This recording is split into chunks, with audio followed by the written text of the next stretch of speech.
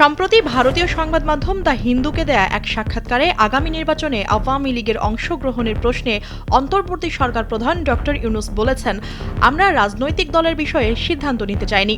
BNP বলেছে, সব রাজনৈতিক দল অবশ্যই নির্বাচনে প্রতিদ্বন্দ্বিতা করবে, সুতরাং তারা ইতিমধ্যে রায় দিয়ে দিয়েছে। আমরা দেশের একটি প্রধান দলের মতামতকে উপেক্ষা করব না। চলমান সরকার প্রধানের এমন মন্তব্যে জনমনে প্রশ্ন জেগেছে, তাহলে ইউনূসও কি নির্বাচনে আওয়ামী লীগের অংশগ্রহণের পক্ষে? ওই সাক্ষাৎকারে ডক্টর ইউনূস বলেন, কোনো একটি দল বা আরেকটি দলকে বেছে নেওয়ার জন্য আমি কোনো রাজনৈতিক ব্যক্তিত্ব নই। আমি রাজনীতিকদের আকাঙ্ক্ষাকে বাস্তবে রূপ দিতে সহায়তা করছি। ঢাকায় প্রধান উপদেষ্টার বাসভবন যমুনায় দেওয়া এই সাক্ষাৎকারটি সোমবার দ্য হিন্দুর অনলাইন সংস্করণে প্রকাশ করা হয়েছে। বাংলাদেশের সংখ্যালঘুদের নিয়ে ডোনাল্ড ট্রাম্পের দেওয়া বিবৃতির কথা তুলে ধরে হিন্দুর সাংবাদিক জানতে চান, নতুন যুক্তরাষ্ট্র প্রশাসনের সময় আন্তর্জাতিক সহায়তা অব্যাহত থাকার বিষয়ে তিনি কতটা আত্মবিশ্বাসী।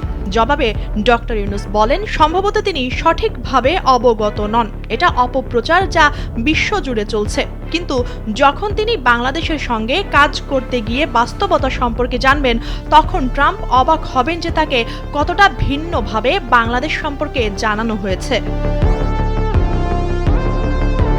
ডক্টর ইউনূস দ্য হিন্দুকে আরও বলেন, ভারতের প্রধানমন্ত্রী নরেন্দ্র মোদীর সঙ্গে 16 আগস্ট তার প্রথম কথা হয় টেলিফোনে। ওই দিন তিনি সুনির্দিষ্টভাবে বলেছিলেন, বাংলাদেশে সংখ্যালঘুদের সঙ্গে খারাপ আচরণ করা হচ্ছে এবং এরকম আরও অনেক কিছু। আমি তাকে খুব স্পষ্টভাবে বলেছিলাম, এগুলো অপপ্রচার। অনেক সাংবাদিক এখানে আসার পর কিছু উত্তেজনা নিয়ে কিছু খবর প্রকাশ হয়েছে, কিন্তু মিডিয়ায় যেভাবে দেখানো হয়েছে ঘটনা আসলে সেরকম নয়।